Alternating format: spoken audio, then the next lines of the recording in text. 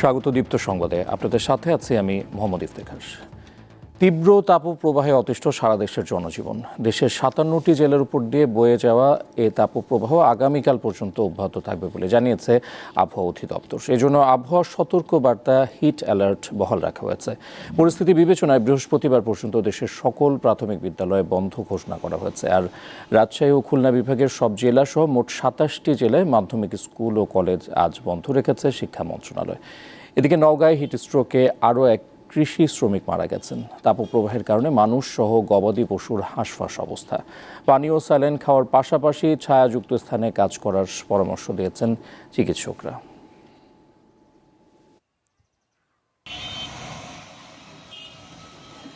এই মুহূর্তে রাজধানীর আগারগাঁওয়ে আবহাওয়া অধিদপ্তরে আছেন সহকর্মী আনোয়ার হোসেন। তার কাছে জানবো আবহাওয়ার পূর্বাভাস সম্পর্কে। আনোয়ার, চলমান তাপপ্রবাহ সম্পর্কে আবহাওয়া অধিদপ্তর কি বলছে?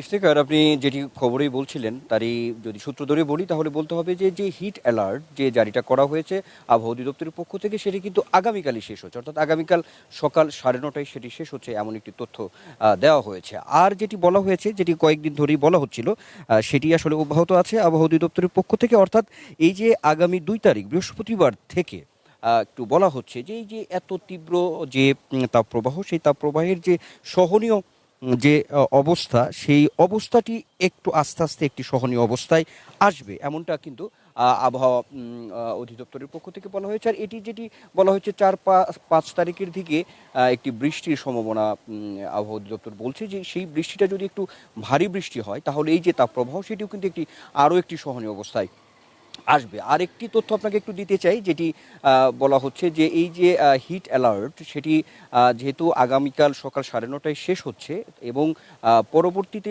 আবার যখন এরা বৈঠক করবে, অর্থাৎ আবহাওয়া অধিদপ্তরের পক্ষ থেকে বৈঠক শেষে তখন কিন্তু পরবর্তীতে হিট অ্যালার্টটি আসলে জারি করা হবে কিনা সেটি জানতে গেলে কিন্তু আমাদেরকে আসলে আগামীকাল পর্যন্ত অপেক্ষা করতে হবে। আর এই যে একটি সহনীয় অবস্থার কথা বলা হচ্ছে, আবহাওয়া অধিদপ্তর আজকেও বলেছে যে আগামী সেটি ১০ তারিখ পর্যন্ত ধীরে ধীরে একটি তাপপ্রবাহ একটি সহনীয় অবস্থায় আসবে, কোথাও কোথাও বৃষ্টি হবে এবং যে অঞ্চলগুলোতে বিশেষ করে কয়েকটি জেলায় চুয়াডাঙ্গা বা যশোরে যে তীব্র তাপপ্রবাহ অর্থাৎ সর্বোচ্চ যে তাপমাত্রার যে রেকর্ডগুলো হয়ে আসছিল, সেই জায়গাগুলো যে একেবারে হিট অ্যালার্ট মুক্ত হবে কিনা সেটিও কিন্তু পরবর্তীতে আবহাওয়া অধিদপ্তরের পক্ষ থেকে জানানো হবে। অর্থাৎ সর্বোপরি যদি বলি তাহলে বলতে হবে যে একটি সহনীয় অবস্থা হয়তো বিরাজ করবে। এই যে তীব্র তাপপ্রবাহ চলছে সেটি ধীরে ধীরে, অর্থাৎ আগামী বৃহস্পতিবার থেকে সেই পরিস্থিতিটি তৈরি হবে, এমন আভাসই কিন্তু আসলে আবহাওয়া অধিদপ্তরের পক্ষ থেকে দেওয়া হচ্ছে। আর হচ্ছে এই যে তীব্র তাপপ্রবাহ, গতকাল আমরা দেখেছি চুয়াডাঙ্গায় সর্বোচ্চ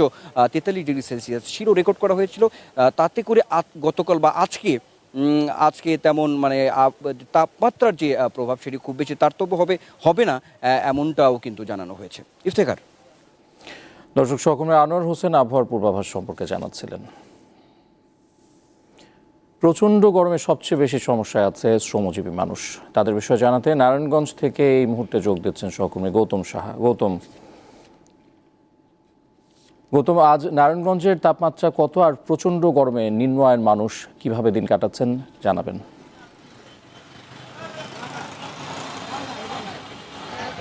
এখন সময় ১২টা প্রায় ৫-এর অতিক্রম হচ্ছে। এই মুহূর্তে কিন্তু আমি যদি নারায়ণগঞ্জের তাপমাত্রা জানাতে চাই, প্রায় ৪৮ ডিগ্রি সেলসিয়াস তাপমাত্রা কিন্তু নারায়ণগঞ্জে এখন পর্যন্ত অনুভূত হচ্ছে। সেই শিল্পনগরী এই নারায়ণগঞ্জে শ্রমিকদের কিন্তু বসবাস বেশি, এখানে খেটে খাওয়া মানুষের সংখ্যাই বেশি। শিল্পনগরী, আমি এখন দাঁড়িয়ে রয়েছি নারায়ণগঞ্জের নিতাইগঞ্জের যেখানে খাদ্য উৎপাদনকারী কারখানাগুলো রয়েছে এই স্থানটিতে। এখানে কিন্তু সকাল থেকেই কিন্তু শ্রমিকরা কাজ করেন। যে বিষয়টি দেখেছি, সকাল বাড়ার সাথে সাথে কিন্তু রোদের প্রখর এবং গরম কিন্তু বেড়েই চলেছে নারায়ণগঞ্জের প্রতিটি জায়গায়, এবং সেই প্রচন্ড তাপদাহ নিয়ে কিন্তু শ্রমিকরা কাজ করছেন। আমি একটু আপনাদের দেখাতে চাচ্ছি, আমার পেছনটিতে কিন্তু এখানে শ্রমিকরা কিন্তু যে খাদ্যের যে বস্তা রয়েছে সেই বস্তাগুলো কিন্তু ওঠানামার কাজ কিন্তু তারা এখানে করছেন, এবং সেই সাথে কিন্তু তারা যে তাদের সাথে কথা বলে যে বিষয়টি জানতে পেরেছি, কোনো প্রকার উপায়ন্তর না পেয়েই কিন্তু তারা কর্মের জন্য সংসার চালানোর জন্য কিন্তু এই কাজটি তারা করে যাচ্ছেন, এবং তারা যে বিষয়টি জানাচ্ছেন এই গরমে কিন্তু তারা অসুস্থ হয়ে পড়ছেন এবং সেই সাথে কিন্তু আমরা যে বিষয়টি জেনেছি তারা এখানে কাজ করতে গিয়ে অনেক অসুস্থ হচ্ছেন এবং তারপরে কিন্তু তারা কাজ করছেন পেটের দায়ে এখানে কাজ করে চলেছেন। এবং সেই সাথে আমরা যে বিষয়টি দেখেছি নারায়ণগঞ্জের বেসিক শিল্প নগরীতে, সেখানেও কিন্তু সকালে শ্রমিকরা যখন যাচ্ছেন গার্মেন্টস শ্রমিক, পোশাক কারখানা, তারাও কিন্তু গরমে অতিষ্ঠ হয়ে যাচ্ছেন এবং সেই প্রচণ্ড তাপদাহ থেকে বাঁচার জন্য তারা কিন্তু একের পর এক চেষ্টা চালিয়ে যাচ্ছেন। এবং সেই সাথে আমরা কথা বলেছিলাম নারায়ণগঞ্জের হাসপাতালগুলোতে, সেখানে কিন্তু প্রতিদিনই কিন্তু এই গরমের অতিষ্ঠ হয়ে কিন্তু মানুষ যে চিকিৎসা নিতে ভিড় জমাচ্ছেন এবং এদের বেশিরভাগই কিন্তু শিশু সেখানে রোগী ভর্তি হচ্ছেন এবং সেই তাপদাহের প্রচণ্ড তাপদাহে মানুষ কিন্তু হাঁসফাঁস করছেন এবং এই গরমের প্রতিকার থেকে বাঁচার জন্য তারা কিন্তু বিভিন্ন পন্থা অবলম্বন করছেন। কেউ বা যেখানে পুকুর রয়েছে সেখানে কিন্তু ঝাঁপিয়ে এবং নদীতে ঝাঁপিয়ে তারা চেষ্টা করছেন। এই প্রচণ্ড গরমের তাপদাহ আবহাওয়া বার্তার যে বিষয়টি বলা হচ্ছে 72 ঘন্টা কিন্তু আরো তাপমাত্রা বাড়বে বলে আমাদের জানিয়েছেন। সেই তাপমাত্রা কিন্তু এখন ঘরে থাকায় দায় হয়ে যাচ্ছে, কিন্তু সেই দায় এড়িয়েই কিন্তু উপায়ন্তর না পেয়ে শ্রমিকরা কিন্তু। দর্শক, তাপদাহের প্রভাব সম্পর্কে জানাতে নারায়ণগঞ্জ থেকে যুক্ত ছিলেন সহকর্মী গৌতম সাহা। গরমে অতিষ্ঠ পথচারী শ্রমজীবীদের মাঝে বিনামূল্যে বিশুদ্ধ খাবার পানি বিতরণ করছে ইস্টার্ন ব্যাংক। মঙ্গলবার রাজধানী মিরপুর ও এর আশপাশের এলাকায় ব্যাংকের কর্মকর্তারা বিশুদ্ধ খাবার পানি বিতরণ করেন। এর আগে পুরান ঢাকা ও ধানমন্ডিতে ইস্টার্ন ব্যাংকের পক্ষ থেকে খাবার পানি বিতরণ করা হয়। বিরাজমান এই পরিস্থিতিতে জনগণের পাশে দাঁড়ানোকে সামাজিক দায়বদ্ধতা হিসেবে মনে করে ইস্টার্ন ব্যাংক। তাপপ্রবাহ অব্যাহত থাকলে আগামীতেও বিশুদ্ধ খাবার পানি বিতরণ কর্মসূচি অব্যাহত থাকবে বলে জানিয়েছে ইস্টার্ন ব্যাংক কর্তৃপক্ষ।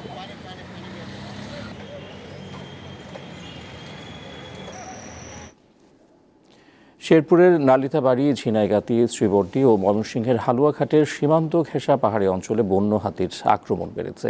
এসব বন্য হাতি ধ্বংস করেছে বোরো পাকা ধান, বিনষ্ট করছে ফসলের বাগান, ধ্বংস করছে বসতবাড়ি।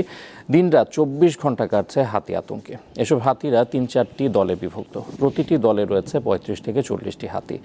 দিনে জঙ্গলে থাকলেও বিকেলে নেমে আসে লোকালয়ে।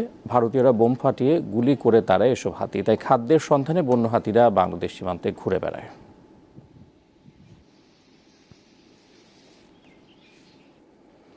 যুক্তরাষ্ট্রে বন্দুক হামলায় নিরাপত্তা বাহিনীর 4 পুলিশ কর্মকর্তা সহ 5 জন নিহত হয়েছে। গুলিবিদ্ধ হয়েছে আরও 4 পুলিশ সদস্য। স্থানীয় সময় সন্ধ্যায় নর্থ ক্যারোলাইনা অঙ্গরাজ্যের শার্লেট শহরে এই ঘটনা ঘটে। আগ্নেয়াস্ত্র রাখার দায়ে দোষী সাব্যস্ত এক অপরাধীকে ধরতে সেখানে যায় পুলিশ, কিন্তু বাড়িটিতে ঢোকার পর তাদের লক্ষ্য করে গুলি চালানো হয়। পুলিশ পাল্টা গুলি চালায়, এতে হতাহতের এই ঘটনা ঘটে। এরপর স্পেশাল ওয়েপন্স অ্যান্ড ট্যাকটিক্স সোয়াটের একটি দল সেখানে গিয়ে 2 ব্যক্তিকে হেফাজতে নেয়। ঘটনাস্থল থেকে এক সন্দেহভাজনের মরদেহ উদ্ধার করেছে পুলিশ। গাজায় ইসরায়েলি আগ্রাসন বন্ধে যুক্তরাষ্ট্র জুড়ে শিক্ষার্থীদের বিক্ষোভ বাড়ছে। বিক্ষোভ দমাতে শিক্ষার্থীদের ক্যাম্পাস ছাড়ার আলটিমেটাম দিয়েছে কলম্বিয়া বিশ্ববিদ্যালয় কর্তৃপক্ষ। নির্দিষ্ট সময়সীমার মধ্যে শিবির না ছাড়লে শিক্ষার্থীদের বরখাস্তের হুমকি দেওয়া হয়েছে।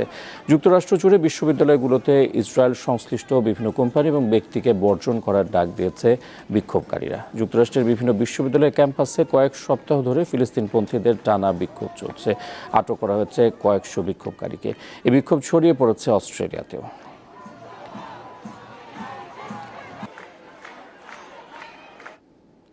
5 ম্যাচ টি-20 সিরিজের দ্বিতীয় ম্যাচে আজ ভারতের মুখোমুখি হবে বাংলাদেশের মেয়েরা। সিলেট আন্তর্জাতিক স্টেডিয়ামে ম্যাচ শুরু হবে বিকেল 4টায়।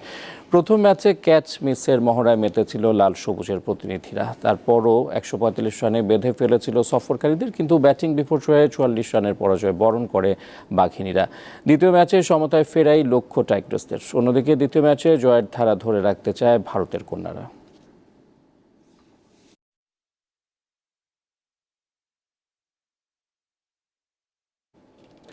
এই ছিল এখনকার মতো। পরের সংবাদ বিকেল 3টায় দেখার আমন্ত্রণ রইল। দর্শক, তথ্য বিনোদনের আরও খবর জানতে যুক্ত থাকুন দীপ্তর ডিজিটাল প্ল্যাটফর্মগুলোতে। ধন্যবাদ।